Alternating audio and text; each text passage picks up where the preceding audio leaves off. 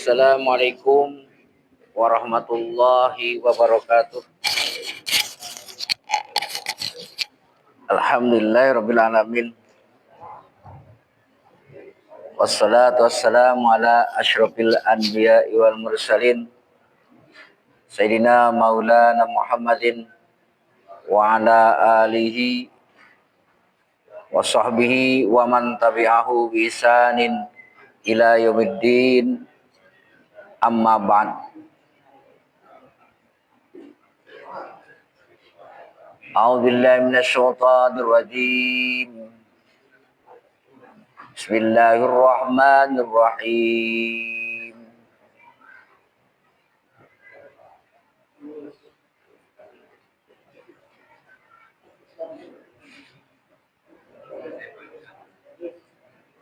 Wa idh najjaynakum min ali fir'auna yasumunakum su'al 'adzab yuzabbihuna abna'akum wa yastahyuna nisa'akum wa fi dzalikum bala'um mir rabbikum 'adzim.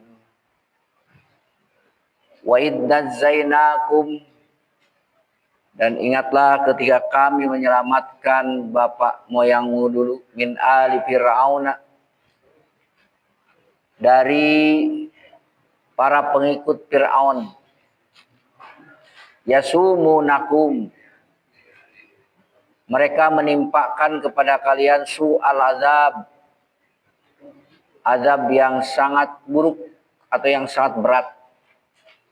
Yuzabbihuna abna'akum, mereka menyembelih anak-anak laki-laki kamu, wa yastahyuna nisaakum, dan membiarkan hidup anak-anak kamu yang perempuan. Wa fi dzalikum bala'um mir rabbikum azim, dan di dalam itu ada ujian dari Tuhan kalian yang sangat besar. Para jamaah yang dimuliakan Allah Subhanahu wa taala, kemarin sudah disinggung tentang surat Al-Baqarah ayat 49. Dan insya Allah sampai 50 kita akan kaji pada malam ini. Wa idh najjaynakum, dan ingatlah ketika kami menyelamatkanmu. Nah, di sini maksudnya menyelamatkan bapak moyangmu dulu. Ini kalimat kamu itu tertuju kepada Yahudi yang hidup di Madinah. Jadi di zaman masa Nabi Muhammad SAW. Jadi ingatlah ketika kami dulu menyelamatkan bapak moyangmu yang hidup di masa Nabi Musa. Ya. Para hadirin rahimakumullah, mereka diselamatkan min ali Fir'aun, dari para pengikut Fir'aun. Kita bahas sedikit dari kalimat najzainakum. Najzaina ini terambil dari kata nazat, yang mengandung arti mengangkat ke tempat yang tinggi. Nah, biasanya orang yang berada di tempat tinggi, dia tidak terjangkau oleh, misalnya kalau di hutan naik pohon tempat tinggi, tidak bisa dikejar ya binatang yang tidak bisa naik pohon. Kemudian lagi ketika banjir, ya naik ke dataran yang tinggi, selamat dari banjir. Itu arti dari kata nazat. Nah, kemudian diambillah makna lazimnya, ya selamat. Berarti ingatlah ketika kami menyelamatkan bapakmu dulu. Para hadirin rahimakumullah, nah ini redaksi yang tertera di dalam surat Al-Baqarah ayat 49. Sementara di dalam surat Al-A'raf ayat 41, redaksinya dengan anzainakum. Sama artinya kami menyelamatkan kamu. Nah, ada perbedaan antara nazainakum, anzainakum, yang sama-sama diartikan menyelamatkan. Nanti kita ketemu dengan sholat Allahumma sholli sholatan tunjina. Ada yang mengatakan tunjina, ada yang mengatakan tunadzina. Nah, kalau redaksinya dengan menggunakan nazaina, kami selamatkan. Jadi ketika itu saat kita diumpamakan ya, ada banjir, kemudian langsung kita ambil barang-barang. Nah, itu kalimat nazaina. Ketika diambil barang, ada yang tidak terselamatkan barangnya. Jadi saat datang, masuk ke lantai pertama, langsung dibawa ke lantai kedua. Selamat, tapi kulkas mantu, eta kalimat nazaina. Nah, kalau anzainakum kami selamatkan, ketika akan datang banjir, pintu ditutup. Pintu ditutup. Rapat semuanya, sehingga air tidak masuk ke dalam. Nah, itu kalimat anzainakum. Nah, peristiwa yang terjadi di zaman Nabi Musa, Fir'aun itu, Bani Israel itu diselamatkan oleh Allah. Nah, redaksi di sini nazainakum, mereka direkrut, ya, sehingga terselamatkan, tapi ada juga yang tidak selamat gitu. Nah, sementara pada waktu anzainakum itu betul-betul azab itu dihadang sehingga tidak sampai kepada Bani Israel. Nah, intinya mereka diselamatkan oleh Allah. Baik itu dihalangi apa yang membuat celaka, atau ketika yang akan membuat celaka itu datang tapi diselamatkan. Para hadirin rahimakumullah. Nah, Allah menyelamatkan Bani Israel dari siapa? Min ali Fir'aun. Ali itu berasal dari ahlu. Ya. Apa itu ahlu? Ahlu itu diartikan keluarga. Ya. Ini. Nah, yang dimaksud di sini adalah bukan hanya keluarga tapi pengikut. Ya, dan rejim Fir'aun. Nah, para hadirin rahimakumullah, siapa itu Fir'aun? Saya ulang lagi, Fir'aun itu adalah gelar penguasa tertinggi Mesir. Seperti kaisar, raja, dan presiden. Kedudukannya, kalau sekarang Mesir kan dipimpin oleh raja, presiden. Presiden Abdul Fattah Sisi. Ya. Kemudian ada kaisar Romawi. Di kita juga ada kanselir, ada sultan. Ya. Nah, Fir'aun ini digunakan di dalam Al-Quran untuk menunjukkan penguasa Mesir yang bersikap angkuh dan kejam. Nah, Fir'aun ini ya ada beberapa turunan. Jadi ada Fir'aun 1, Fir'aun 2, Fir'aun 3, Fir'aun 9. Yang saya tahu ketika berkunjung ke museum Fir'aun di Kairo, itu ada Ramses 1, Ramses 2, Ramses 3, Ramses 3 sampai Ramses 9. Nah, di situ ada muminya. Nah, mumi Fir'aun yang hidup di masa Nabi Musa, yaitu Ramses 2, itu mereka dia itu tidak bisa dilihat secara bersama. Jadi hanya orang-orang tertentu atas izin pemerintah izin penguasa itu baru diperbolehkan untuk menyaksikannya. Sementara Ramses yang berikutnya 3, 4 sampai 9 bisa dilihat tetapi tidak boleh dipotong. Fisiknya agak panjang dari kita, sekitar 3 meteran lah. Itu. Kemudian rambut, gigi, semua tubuhnya masih utuh. Padahal di situ ada tulisan 3.500 tahun sebelum Masehi. Ya, itu Pak. Nah, siapa sih yang menama yang sebenarnya? Jadi Ramses 1, Ramses 2. Nah, Ramses 2 ini atau Fir'aun yang kedua ini adalah yang hidup di masa Nabi Musa alaihissalam. Ya, namanya Walid bin Mus'ab, nama aslinya. Ya. Nah, kemudian kalau penguasa Mesir yang tidak melakukan kekejaman, kekejian, itu namanya biasa Malik, raja. Ya seperti Nabi Yusuf. Nabi Yusuf itu kan hidup sebelum Nabi Musa, ribuan tahun sebelum Nabi Musa. Nah, para hadirin rahimakumullah. Nah, kemudian Fir'aun ini atau Ramses ini ya diberi umur panjang oleh Allah. Dalam catatan tafsir Al-Maroghi juga tafsir As-Sawi ini diberi umur 600 tahun. Nah, ketika dia menggantikan Ramses sebelumnya pada usia 400 tahun. Nah, jadi pada usia 400 tahun itulah dia mengadopsi siapa? Nabi Musa alaihissalam. Ini Nabi Musa teh anak pungut. Ya, anak pungut siapa? Anak pungut anak pungut Fir'aun. Nanti ada besok namanya Musa Samiri. Anak pungut bukan diurus oleh Malak Jibril. Jadi ada Musa yang diurus oleh Fir'aun, ada Musa yang diurus oleh Malak Jibril.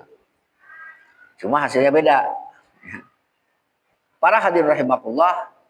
Nah, kemudian Allah Subhanahu wa taala menyelamatkan mereka dari apa?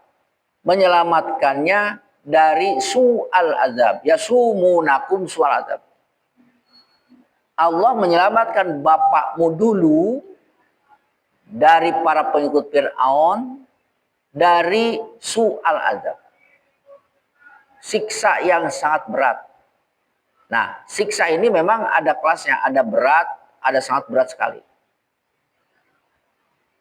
Kenapa sampai dibagi-bagi? Karena begini, orang-orang kuat, ya, Bani Israel itu dipekerjakan. Jadi memang begini misalnya, Mesir itu dikuasai oleh penduduk asli, namanya suku Kipti. Nah, sementara Bani Israel itu bukan penduduk asli Mesir. Yang pribumi itu Kipti. Nah, sementara Bani Israel itu pengembara lah. Yang model di kita sekarang ada orang Sunda, ya di sini juga ada orang Madura, ada orang Padang, ya dan orang lainnya. Bahkan yang hidup di Indonesia juga ada dari mana? Ada yang dari luar negeri, di kita banyak. Nah, namun Bani Israel ini sekalipun bukan penduduk asli Mesir, dia memiliki keunggulan. Sebagaimana firman Allah dulu saya sampaikan, wa anni faddaltukum alal amin. Kami unggulkan kalian. Apa keunggulannya? Punya fisik yang kuat, ya, bekerja keras. Kemudian wanitanya pun bukan wanita ikut ibu rumah tangga, ikut suami, tapi mereka juga punya keahlian. Di antara keahlian menenun. Ya. Nah, oleh karena itulah maka bukan penduduk asli Bani Israel itu ditindas oleh Fir'aun. Ya. Orang-orang kuat disuruh apa? Disuruh mengerjakan proyek-proyek Fir'aun. Ya, diantaranya bikin piramid, bikin sphinx. Sementara perempuannya dipaksa untuk bikin pakaian. Ya, tenurut mati gitu. Singkat cerita. Nah, oleh karena itulah Allah mengutus Nabi Musa untuk menyelamatkan Bani Israel. Ya. Nah, kemudian yang lebih parah lagi ini, yuzabbihuna abna'akum. Siksa yang paling berat dialami oleh Bani Israel adalah anak-anak lakinya disembelih, sementara anak-anak perempuan dibiarkan hidup. Kenapa sampai sekejam ini Bani Israel, Fir'aun kepada Bani Israel? Ceritanya, Fir'aun tuh mimpi. Mimpi ada api dari Baitul Muqaddas yang datang ke Mesir. Anehnya api itu hanya membakar rumah-rumah penduduk asli, yaitu Kipti. Sementara rumah-rumah Bani Israel tidak terbakar. Jadi rudal terus saya apa maksudnya. Cuma ini melalui mimpi dulu ya. Nah, kaget. Kok kenapa ini? Penduduk asliku ya, itu justru yang terbakar, sementara Bani Israel selaku penduduk pendatang kok tidak kena gitu. Maka dikumpulkanlah para dukun, kahana. Dikumpulkan, Fir'aun minta pendapat. Saya mimpi begini.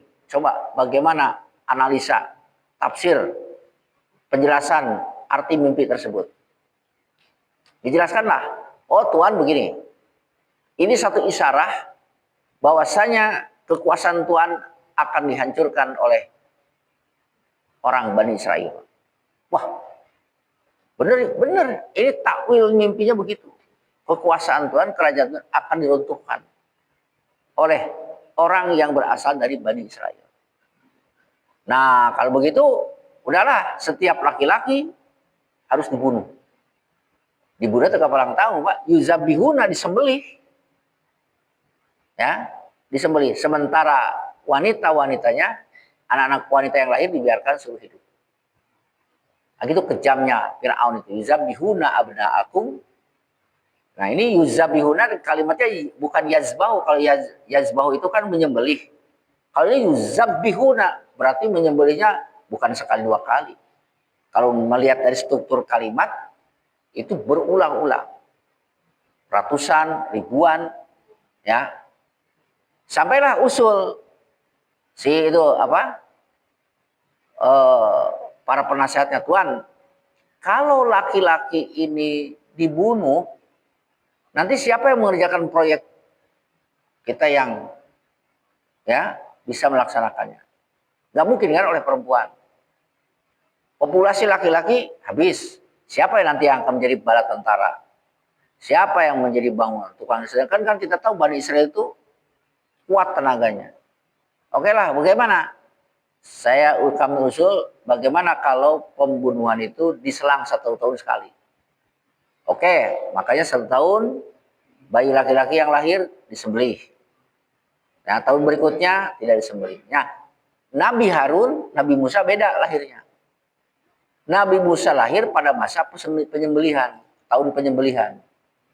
Sementara Nabi Harun hidup pada masa pembebasan. Makanya nanti Nabi Musa itu ya dihanyutkan ke satu peti. Lalu dimasukkan ke dalam peti itu dihanyutkan ke Bengawan Nil. Ya. Nanti kita lihat ayat 51 akan bicarakan. Nah, para hadirin rahimakumullah, Allah mengatakan yuzabihuna abnakum wa yastahiyuna nisaikum wa fi dzalikum bala'um mir rabbikum. Nah, wa fi dzalikum, di dalam hal itu. Di dalam hal itu apa? Di dalam diselamatkannya kalian ya, atau di dalam penyembelihan itu ada ujian mir rabbikum, dari Tuhan kalian, azimun, yang besar. Jadi Allah menyatakan bahwasanya diselamatkan dan tidak diselamatkan kalian itu merupakan balaun, ujian.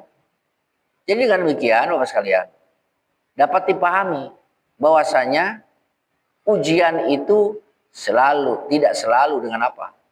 Tidak selalu dengan bentuk yang tidak mengenakan seperti kefakiran, gitu ya, ataupun seperti kemiskinan, ya, ataupun juga ujian itu tidak identik dengan ya penderitaan sakit yang bertahun-tahun, gitu ya. Tetapi juga ujian itu bisa jadi berbentuk hal yang sifatnya baik ya atau buruk. Baiklah. Allah sendiri mengatakan walanabluwakum bisyarri wal khairi fitnah. Kami uji kalian bisyarri dengan keburukan, wal khair dan kebaikan. Fitnah sebagai ujian. Jadi kalau diambil kesimpulan, sementara orang yang fakir miskin diuji, orang kaya juga diuji. Orang pintar diuji, orang bodoh diuji. Pintar bodoh ada ujian. Kaya fakir miskin ujian. Punya jabatan atau tidak punya jabatan itu juga ujian. Intinya dalam situasi apapun kita ini sedang di dalam keadaan bala, ujian dari Allah. Nah, ketika kita diuji dengan apa? Contoh, diuji dengan musibat. Soal ujiannya apa? Musibat. Bagaimana menjawabnya? Sabar. Itu jawaban untuk musibat. Kemudian diuji dengan lawan daripada fakir miskin, yaitu kesehatan.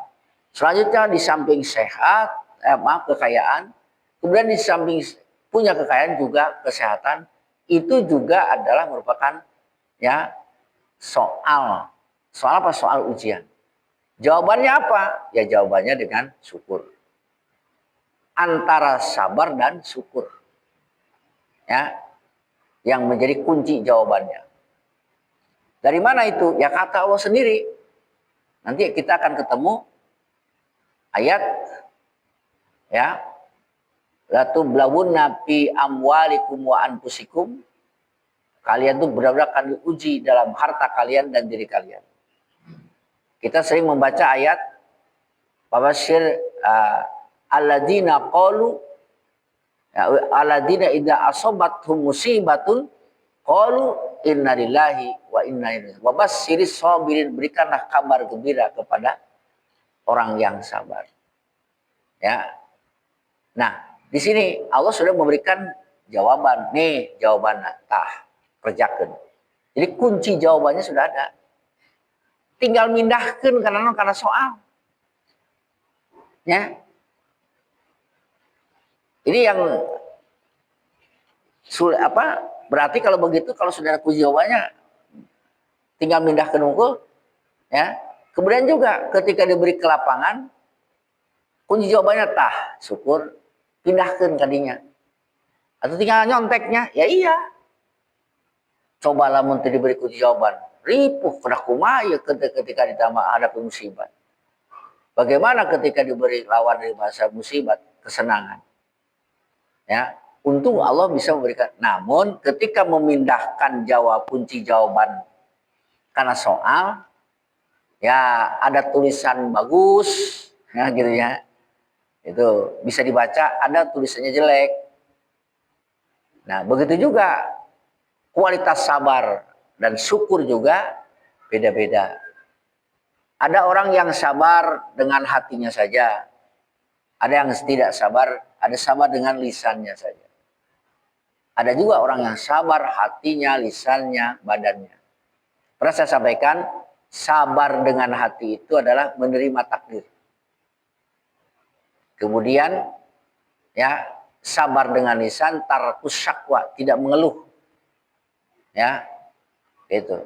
Kemudian yang ketiga, sabar dengan anggota badan, tidak melakukan maksiat. Jadi sekalipun kena musibah sebesar apapun tidak sampai menjurus karena ya, pelanggaran kepada Allah maupun kepada Rasul, atau tidak melakukan maksiat. Nah, para hadirin rahimakumullah, begitu juga ya, kunci jawaban daripada satu balaun yang sifatnya syarro, kelapangan, kemudahan, kenikmatan, yaitu dengan syukur. Maka syukur pun ada 3. Syukur dengan hati, syukur dengan lisan, syukur dengan perbuatan. Para hadirin rahimakumullah, dalam satu tafsir dikatakan, sabar dan syukur, ketika kita ketika diuji dengan ujian yang sifatnya tidak mengenakan seperti sakit ataupun miskin, itu ada baik, ada buruknya kadang-kadang. Ya, bagaimana baiknya? Ya sabar. Buruknya gimana? Ya baiknya di samping sabar, biasanya orang ketika dalam kesulitan cenderung lebih dekat kepada Allah. Itu baiknya. Ya, karasalah ku abdi. Rasa ketika butuh, aduh, nggak punya ini, nyari ke sana kemari susah. Ya Rob, angkat tangan. Gusti, ya Allahumma ya Ghani ya Hamidu ya Mubni ya Rahim ya Wadud. Agnina, ya Allah cukupkanlah kepada kami, berikanlah kemudahan untuk membayari, melunasi hutang-hutang kami. Itu kan, ya. Ketika sakit, mau berdoa kepada Allah.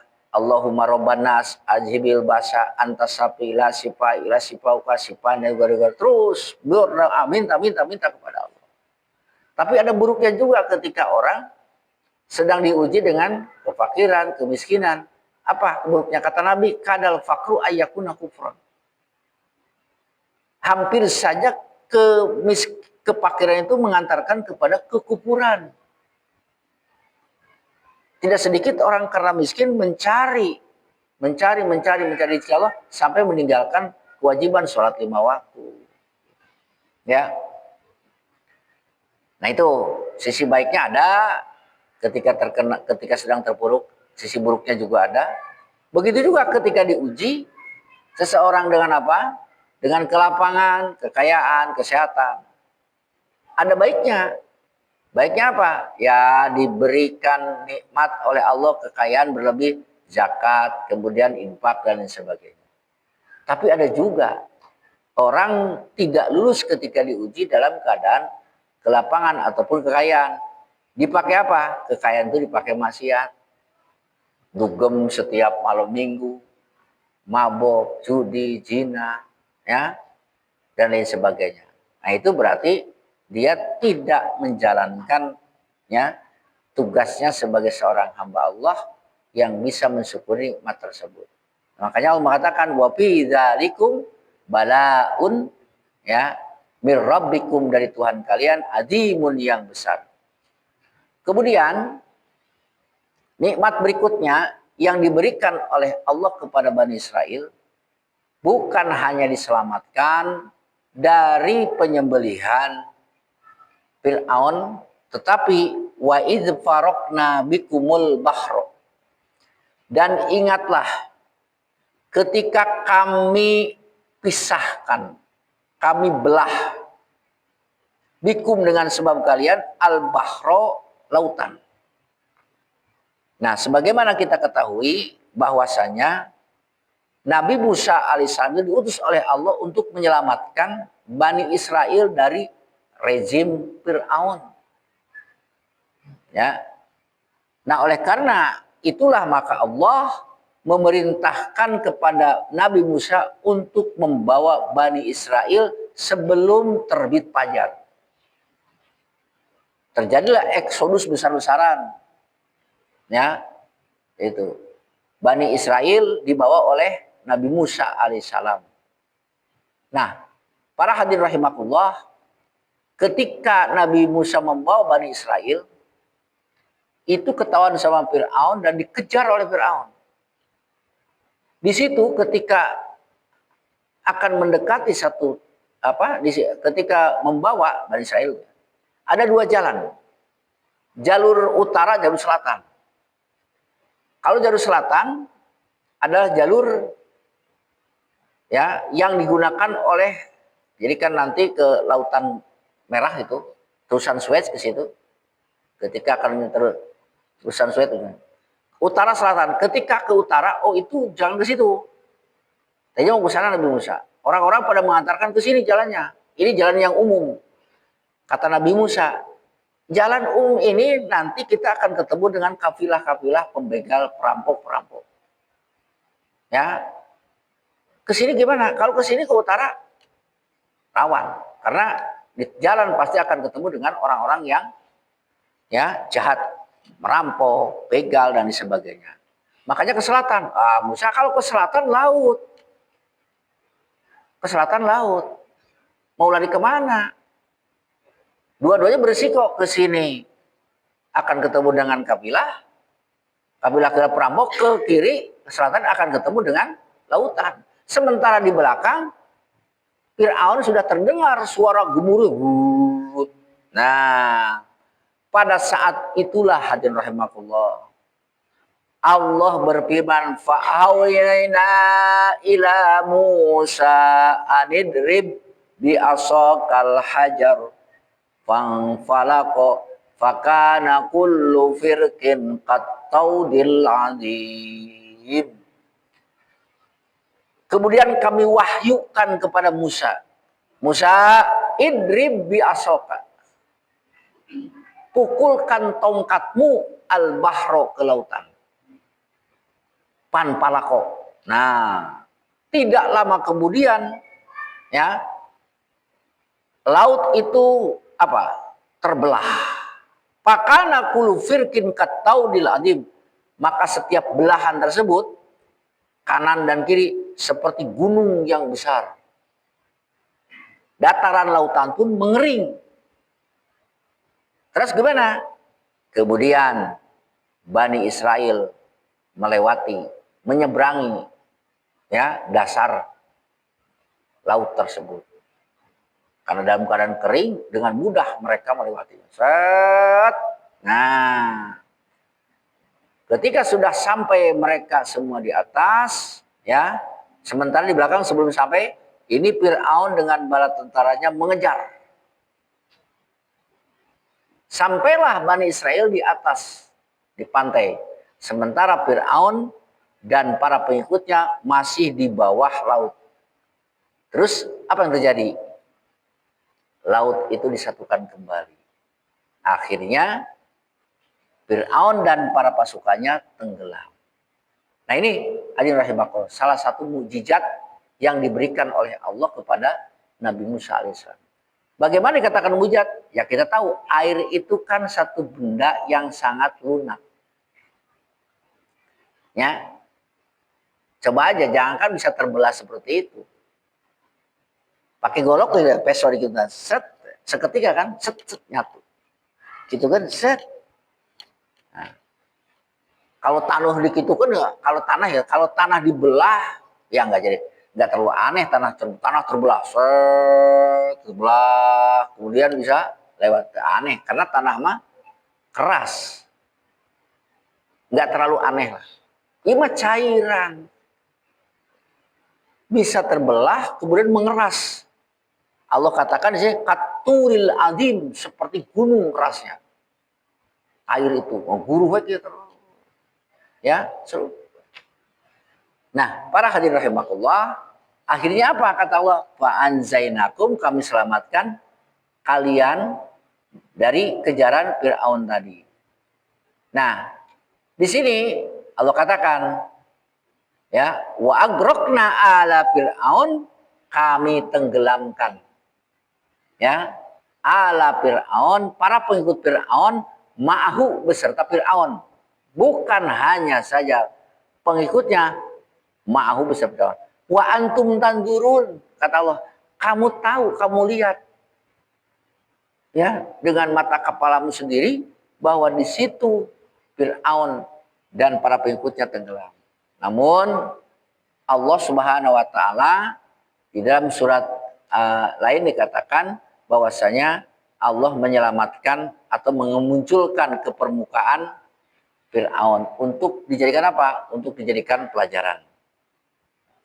Nah, para hadirin rahimakumullah, itu ya, Nabi Musa alaihissalam dan Bani Israel diselamatkan oleh Allah dari kejaran Fir'aun. Para hadirin yang saya muliakan, ada pelajaran yang sangat menarik di sini, yaitu ketika Allah berfirman, wa id farokna bikumul bahro. Ya, di sini Allah menguraikannya dengan kalimat bikum. Dan ingatlah ketika kami membelah lautan. Ada kalimat bikum, dengan sebab kalian. Ya. Ini merupakan, terus di dalam ayat lain tadi saya bacakan, wa ila Musa anidrib bi asaqal bahro. Jadi lautan itu terbelah. Nah, terbelahnya lautan ini Allah menggunakan redaksi sebab. Siapa sebab itu? Bikum, kalian. Musa diantaranya. Yaitu dengan memukulkan tongkat ke lautan. Nah, Allah tuh mampu sebenarnya. Ya, Allah mampu membelah lautan tanpa harus Nabi Musa memukulkan tongkat. Apa hikmahnya Allah Subhanahu wa taala ya menggunakan redaksi belahnya lautan itu dengan sebab Bani Israel, dengan sebab Nabi Musa memukul tongkat. Ini satu isyarat bahwasanya ya tongkat itu punya mujizat. Kalau hanya berdoa ya Allah belahkan, itu mah tanpa ada usaha. Jadi ada usaha, usahanya apa? Tongkat. Jadi dengan demikian, hadirin rahimakumullah. Ini pelajaran bagi kita semua. Bahwa hakikatnya sesuatu itu dari Allah. Ya. Tetapi sekalipun kita tahu hakikatnya itu dari Allah, ya, kita tetap selevel kita dianjurkan untuk mencari sebab. Ya. Untuk mencari sebab. Nah, maka disinilah ketika ini kita gunakan, sebab kita gunakan, hati tetap terpaut kepada Allah, kita menjalankan rukun agama yang ketiga, yaitu ihsan. Apa ihsan itu? Sering saya sampaikan, ihsan itu melihat dan merasa melihat dan merasa dilihat Allah. Ya, ini harus diterapkan. Secara zahir kita bergaul dengan apa yang di sekitar kita. Kita haus, bergaul dengan air, kita minum. Kita lapar, kita bergaul dengan nasi, kita makan melalui nasi. Ya, kita sakit, bergaul atau berdekatan dengan siapa? Dengan obat. Silakan. Tapi, nah ini yang disebut dengan diumpamakan seperti tongkat tadi, sebab. Ya, tapi hati ini yang harus dilakukan. Kita connect kepada Allah. Ya, jadi merasa melihat Allah. Bukan zatnya yang dilihat, apanya? Ya, jejak kekuasaannya. Ya, Allah mengenyangkan perut kita, Allah menyegarkan tenggorokan kita, Allah lah yang menyembuhkan penyakit kita, Allah pula yang membuat kita senang dengan sebab harta yang berlimpah. Itu yang harus selalu dikaitkan. Jadi kalau softwarenya, ya softwarenya yang di dalam hati itu selalu ya begitu. Melihat Allah, kemudian juga merasa dilihat. Melihat dan merasa dilihat. Jadi ke depannya Allah katingali, katuka ngalik ditingali. Gitu. Ya Pak ya. Nah ini merasa melihat ini penting. Tapi tetap menggunakan sebab. Contoh lagi, burung saja ya, dia diberi rezeki oleh Allah dengan sebab apa? Terbang. Sementara anaknya tidak bisa terbang, dikasih oleh ibunya. Jadi ibunya keluar, ngoreh. Hayamnya ngoreh. Maka ada pepatah, singa itu tidak akan dapat makan kalau singa itu hanya di dalam kandang saja atau di tempatnya saja. Tapi dia akan mendapatkan mangsa ketika dia keluar dari tempatnya. Itulah sebab. Maka disinilah Allah mengatakan bikum, al-bahro. Kami pisahkan, kami belahkan itu lautan, ya, dengan sebab kamu hatta daholtumu, hingga kalian masuk haribina min adwikum, lari dari musuhmu, yaitu Fir'aun.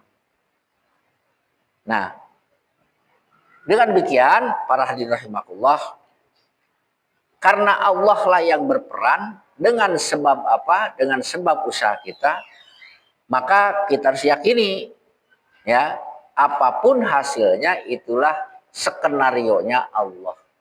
Seperti ini, Allah membelahkan lautan, Nabi Musa Bani Israel menyeberanginya, ya, itu. Selamatnya pun diyakini oleh Allah.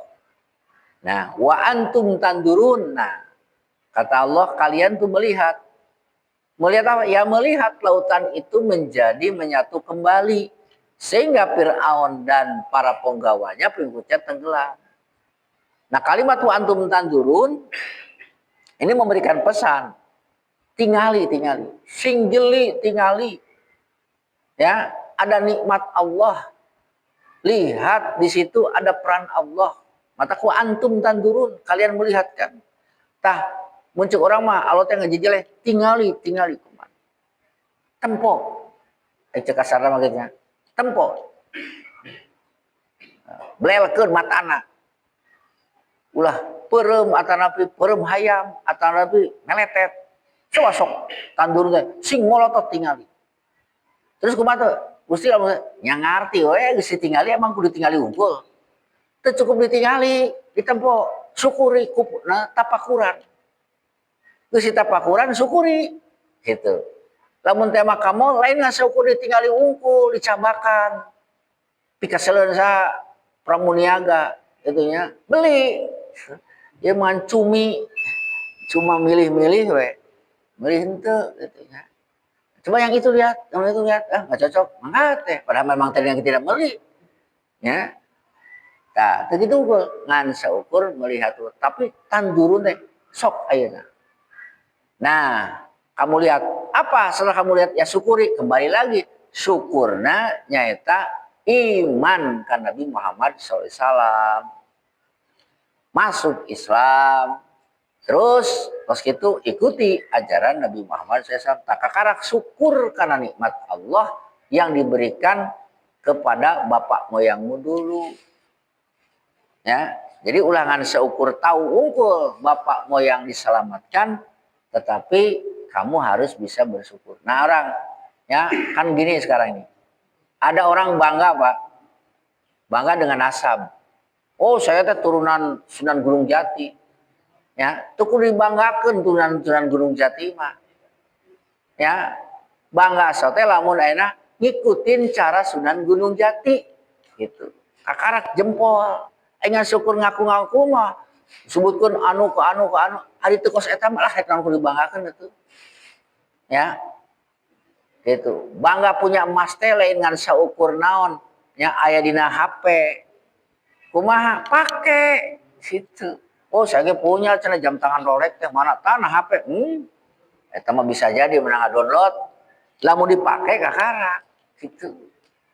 Asa mobil tah, wah nongkrong dipoto depan nonton Alphard, mobil batur bisa jadi. Lamun nya make STNK na BPKB atas namanya baru eta. Iman syukur dipoto wungkul yang naon ah. Nah, jadi Allah menegur kepada turunan Bani Israel, ulangan syukur jadi bangga jadi Bani Israel, ya pengikut Nabi Musa, tetapi sementara ketika datang Nabi Muhammad tidak iman kepada Nabi Muhammad SAW. Makanya ditegur. Bapak sekalian demikianlah barangkali surat Al-Baqarah ayat 4950. Insya Allah minggu depan kita akan lanjutkan Al-Baqarah 5152 yang akan menguraikan lebih jelas lagi tentang Nabi Musa alaihissalam. Demikian, wallahu muwaffiq ila aqwamit thoriq. Wassalamualaikum warahmatullahi wabarakatuh.